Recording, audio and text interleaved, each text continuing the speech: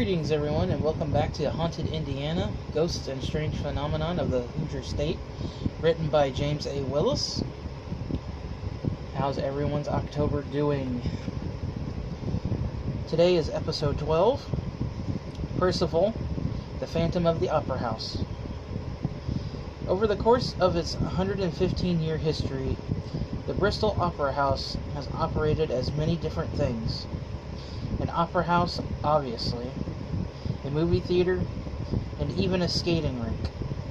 Indeed, about the only thing that has remained constant at the Bristol is its ghosts.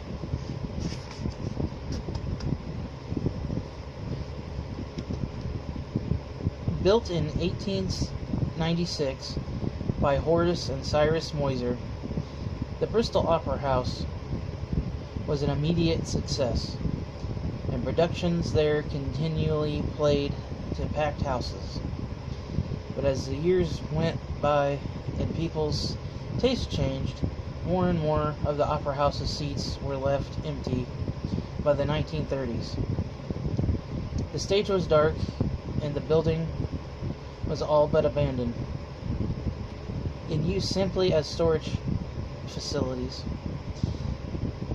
In 1960, with the Opera House literally crumbling and waiting for its date with the wrecking ball, it was saved by the Elkhart Civic Theater Company, which leased the building. The theater company spent the next year fixing up the building and then opened it up for the following year, much to the delight of its neighbors, and, if the stories are to be believed, the local ghosts. It is said that renovating a building can revive curious ghosts. Perhaps that's what happened at the Opera House, because shortly after the theater company began its renovations, the ghosts came out to play. The first to make its presence known was the ghost of a man named Percival. As the story goes, when Percival's entire family became homeless after their house burned to the ground, the original owners of the Bristol took pity on them and allowed the family to live in the Opera House until they were back on their feet.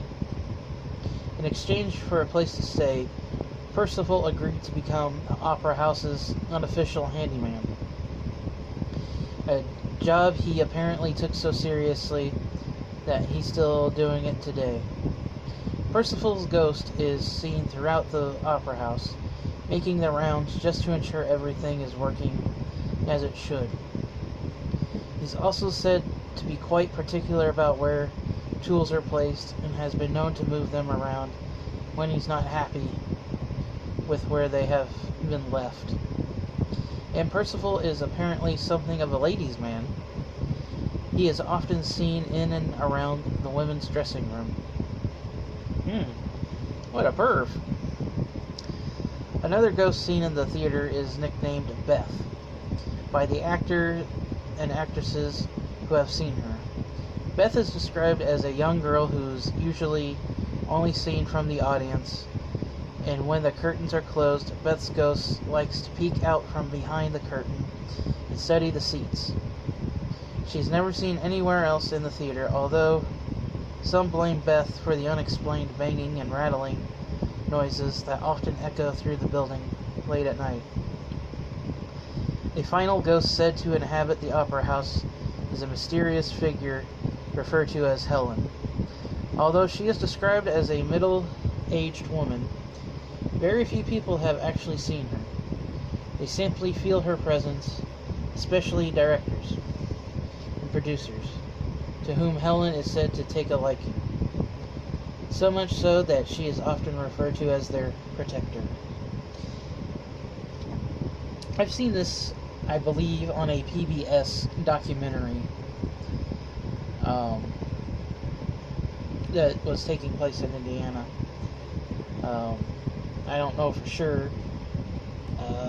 PBS was playing good stuff for a while, and the last couple of years have been kind of bleh. But I'm looking for that episode.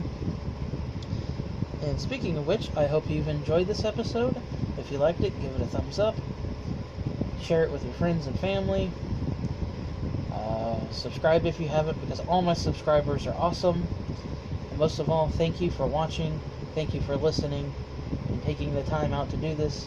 This makes me happy, and I feel really appreciated. And with that, I will catch you guys later.